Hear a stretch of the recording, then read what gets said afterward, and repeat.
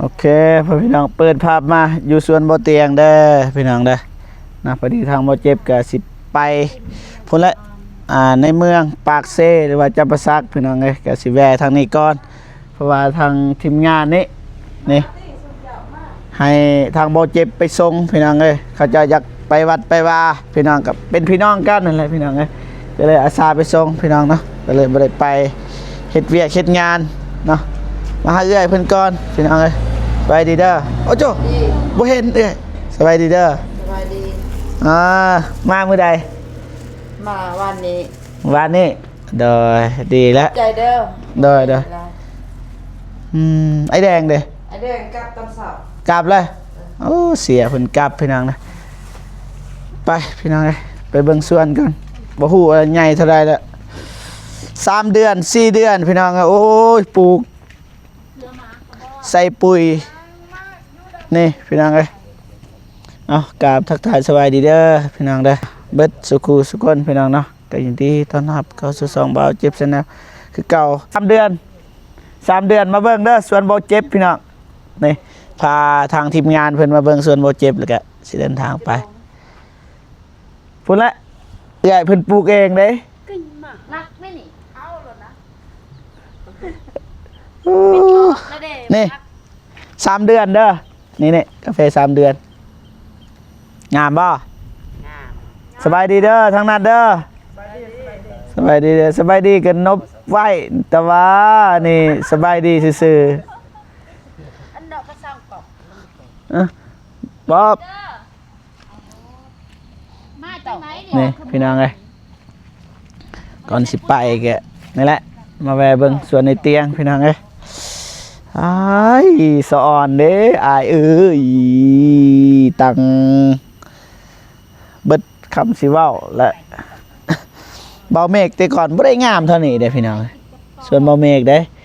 ระหว่าง3 เดือน 4 เดือนบ่ฮอดคิดว่าสิแบบบ่ไปซ้ำนี่นะพี่น้องนี่พอส่วนในเตียงป้าเบิ่งเอาพี่น้องขนาดกองบ่เจ็บเด้นี่บ่แจงเด้พี่น้องยังได้ซ้ำนี่พี่น้องนี่มันก็มีตัวงามตัวขี้ร้ายแต่ว่ามันก็แซ่ได้เบิดนะคือจังสิบ่ฮู้ว่ามันเกิดพอหยังกันนี่มันก็พอปันกันเบิดนะพี่น้องนี่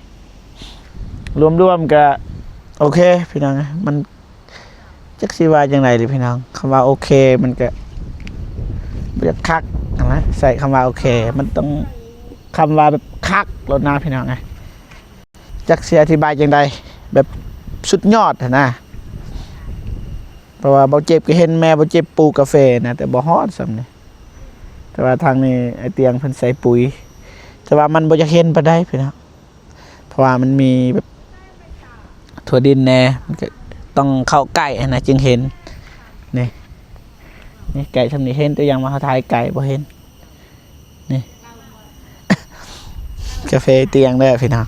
บ่เจ็บว่ากาแฟบ่เจ็บบ่แม่นเด้อพี่น้องแต่ว่า FC น่าสิเข้าใจพี่น้องก็ประมาณนี้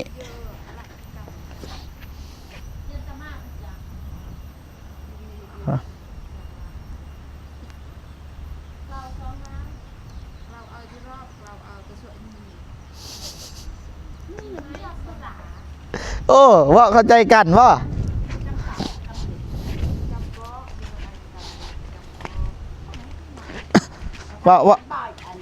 ยังบ่ว่ายังข้ามมาบ้านอยู่ไสบ้านกันกอเขาบ่เชื่อว่าส่วนเฮาก็ส่วนบ่เจ็บนั่นแหละเก็บมักแต่ว่าอันนี้นี่เก็บมะเขือนี่เอื้อยเพิ่นปลูกสาลียังแล้วปลูก2 ลาดได้ทางมักพริกไปทางมะเขือบัณฑิตเราก็จ้าง4 ล้านหาแล้วเดี๋ยวนี้เราก็บ่มีเงินยามมีเขาก็ให้หลายคนหักแพงกันมันเป็นว่าพอแล้วอัตราพอแล้วอันนั้นเอ้ยจะมาเมื่อวานปะมื้อนี้นี่จะเฮ็ดหยังมื้อนี้ฝนตกเบิดมื้อฝนตกบ่ได้เฮ็ดเวียกบ่ได้เฮ็ดเลยคัดฝนบ่ตกก็สิเสียหญ้าออกอ๋อมันหกเลยได้แล้วบ่ถั่วดิน ได้แล้ว ใช้เบิ่งไปเบิ่งลองให้นะ โอ้ยบ่มีอะไรอยู่นี่มันหมดเลย เบิดเลย มีแต่ลกมาให้ลกมาต้มกิน ใส่เบิ่งอยู่ใส่มีกกอ่ะลองเบิ่งเอ้ยตัวนั้นจนมันอันนั่นล่ะเอ้ยอันนั้นนะสาลีเจ้ามีสาลีตัวแบบจนมันบูดมันเน่าแล้ว โอ้อยากเอากินหมอ บอกความหมายก็คือเอื้อยบ่ได้เอาอะนะจนมันป้ากาแฟพี่น้องเอ้ยนี่ปูไอเตียงเอ้ยนี่แหละบ่เจ็บทายให้เบิ่งเลยเด้อไอ้ เหมือนกาแฟบ่เจ็บปูปันกันเบิดนะพี่น้องเอ้ยพี่นี่นี่ เอางามนี่ก็ได้ บ่แล้วบ่เกี่ยวนะบ่เลือก เอาบ่เลือกบ่บ่มีมากได้กบบ่งาม เฮาอยากเบิ่งอะนะบ่เกี่ยวอะ ลกบ่ แม่นลกเบิ่ง เด้ยังบ่ทันได้เลยซะ ยังอ่อน ยังอ่อนบ่ปอสอนมักเผ็ดเจ้าเอ้ย ถ่ายคลิปที่ให้เขาเบิ่ง กระทายเล่นนี่ เขาเบิ่ง เด้อ สอนเลย เอาพอคันเอาสิลกละลาย พอแล้วสำนี้แหละอยากเบิ่งก็ซื้อแล้วก็เจ้าหน่อยสิล้างแล้วก็สิไปกินตำนี่แหละเดินทางไป โอ้ยคันนั้นก็ลกไปคันได้เบิ่งเอา พอแล้วพอแล้วเอ้ยพอแล้วมากกพี่สำนี้เนาะนี่ไอเตียงเอ้ยหามเลยรู้สึกว่าเด้อพี่น้องเด้อบ่แม่นอันนั้นเด้อพี่น้องเด้อบ่แม่นอยากเว้าเด้อพอแล้วเอ้ยพอแล้วบ่แม่นอยากเว้าเด้อพี่น้องเด้อนับแต่เบาเจ็บนี่มาสังเกตส่วนในเตียงนี่ บ่อนใดที่มีเอื้อยเพิ่นปลูกหั้นนะเพิ่นปลูกอันนี้นี่ ตัวดี รู้สึกว่างามกาแฟพี่น้อง น้ำนี่แห้งลกนี่มัน ได้ เป็นนี่ลกไปเลยปิดแต่หมากมันปะกกมันนี่มันใบมันเน่า นะขออนุญาตนะ อ่ะ นี่คือเด้อบ่แม่นนั่นนั่นเด้อพี่น้องบ่ฮู้ว่ามันเป็นย้อนหยังแต่ว่าเบาเจ็บสังเกตนี่งามเบิด งามนำของปลูก บ่อนใดที่บ่มีอันนั้นเอื้อยบ่ได้ปลูกบ่ได้งามปานใดเด้ ถ้าเบิ่งรถบัดเอื้อยโลกมาแล้ว แห้งงามบ่ แห้งงามแล้วมันเป็นพุ่นนี่นำใบมักทุดินนี่ อ๋อ เวชาการว่าปลูกมันนี่ยังก็ใส่กับมักทุดินพร้อมแน่มันก็งามใบมันเน่ามันเปื่อยปลูกหญ้าปลูกอีหยังก็คือกัน ใส่ เห็น กับ บ่ ของ นี่ ปลูก บอนมีถั่วดินนี่งามเบิดพี่น้องนี่มันเป็นแบบนี้เบิดแล้วก็มานี่เอื้อยสิลองพิสูจน์ให้เบิ่งบอนใดที่บ่มีถั่วดิน งามคือกัน แต่ว่างามคือกันแหละ ก็งาม แต่ว่าเวลาเขาเบิ่งมันน้อยอะนะนี่จังสิใบมันน้อยอะนะ บ่มีของปลู ใบ ก มันน้อยแต่ว่างามนี่ กระทาเบิ่ง งามแต่ว่าน้อยๆน้อยๆนะใบน้อยๆนะ มันบ่งามสู้แถวมักทุดินเอื้อยเนาะหั่นเด้ แม่ หั่นเด้แถวเอื้อย บัด ปลูกมักทุดิน มาแถวถั่วดินบัดนี้ มาแถวถั่วดินบัดนี้เนาะคือจังสีมันจะจักสิว่าจังไดมาแถวถั่วดินนี่ ก็งามมักทุดินแถวมักทุดินก็เขียวไปหั่นเด้ เขียวนี่ ง เขีย าม วนี่อันนี้เสิร์ฟใหม่นี่มาถั่วดินบัดนี้อยากมาถั่วดินนี่บ่พุ่นสูงอีกใหญ่อีกเนาะบ่ฮู้ว่าเป็นย้อนหยังคือว่างามหั้นนะนี่ก็สูงเลยลำพุ่น เพื่อนว่าลำบ่นี่เอ้ย ฮะ นี่กกมันนะ ต้น ต้น ต้นก็งาม นี่ ใหญ่ๆเลยใบก็ปู บ่ฮู้ว่านี่เห็นป่ะเห็นป่ะพี่น้องบอลมีแล้วปลูกอีหยังบอลที่คิดว่าหกมีแล้วปลูกขอไปปลูกกันนั่นเด้ ปลูกมักทุดินมานำ ปูแหม่งามเห็นป่ะหรือว่ามันเป็นย้อนดินบ่บอลที่เอื้อยปลูกดินมันงาม บ่ว่าแล้วก็คือกันหันแล้วดินก็คือกัน นี่แล้วก็ทางนั้นเอื้อยเพิ่นก็ปลูกกันนั่นนำ อีหยังก็มะเขือแต่งามเด้เบื้องนั้นเอ้ย ก็งาม งามเด้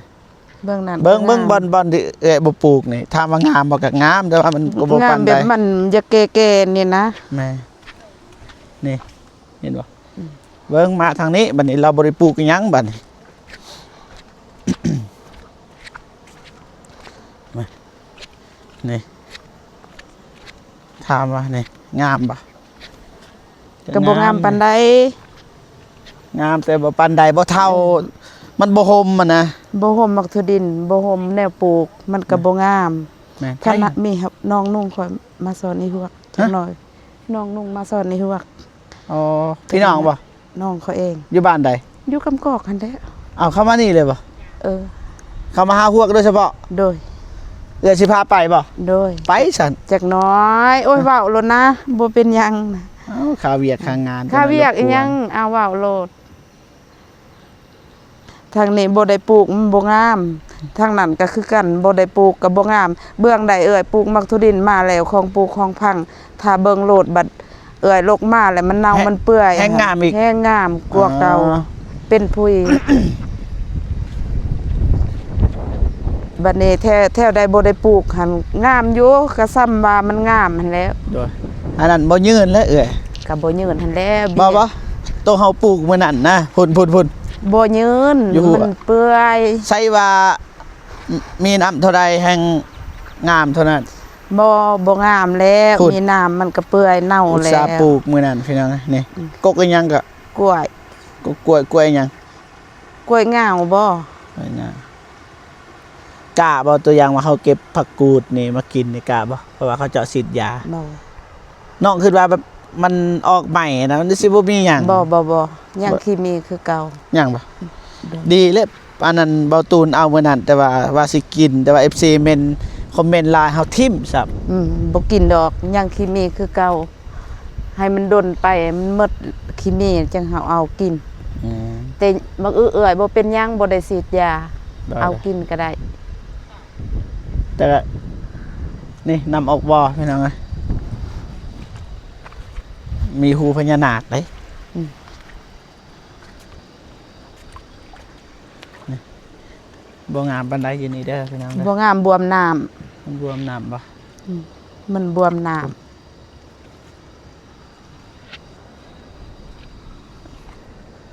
ที่ว่าบ่เห็นนี่บ่แม่นอันอื่นนะพี่น้องมันบ่มีหญ้านี่มันจะหากระหุบทิ่มใหม่ๆนะ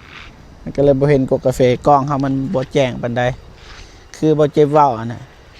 ถ้าผู้ใดฮักบ่เจ็บอีหลีจึงเบิ่งคลิปบ่เจ็บคันบ่ฮักก็บ่ได้เบิ่งนะพี่น้องนี่มาฮอดนี่รู้สึกว่าเห็นบัดนี้น้ำกาแฟเนี่ยสูงไว้กาแฟโบเจ็บซ้ำนี่โอ้ยรวยเละ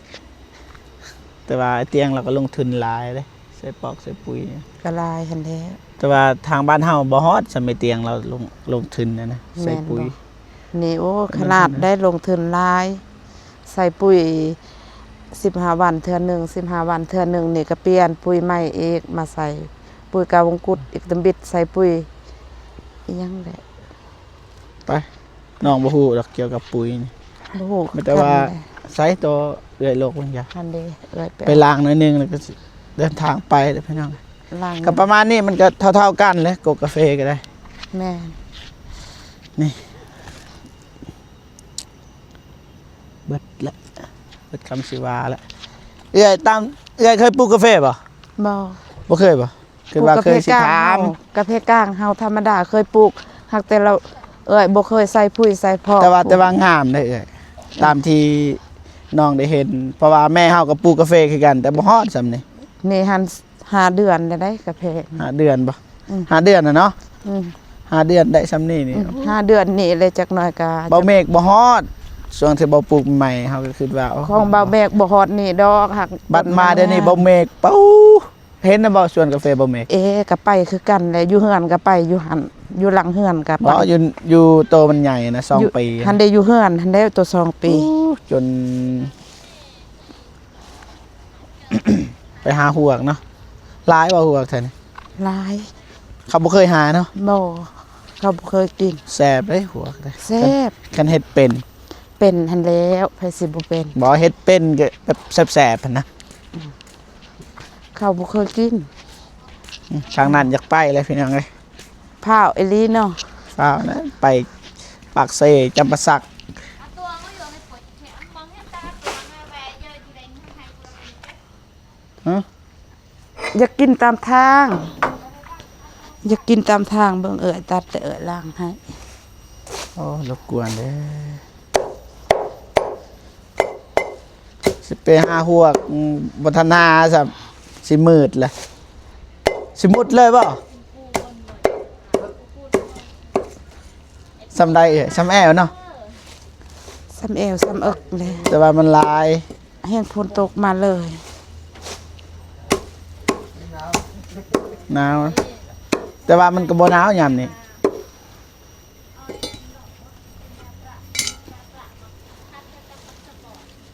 เบิ่งไปล้างก่อนไปล้างให้ สบายดีเด้อ สบายดีตีนไป โอ้คุณเด้อนี่เด้อสร้างบ่ไอ้สร้างบ่สร้างเก่าเพื่อนน้องสลี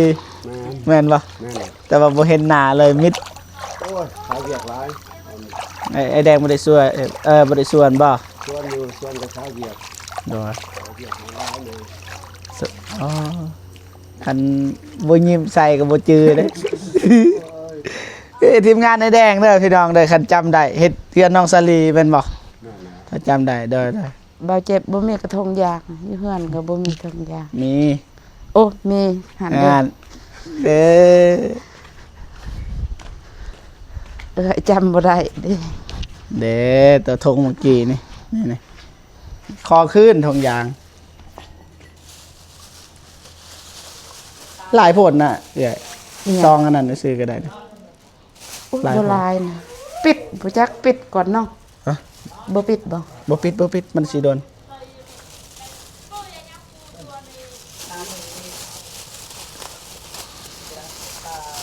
หยอกเขาอ่ะดินบ่เจ็บ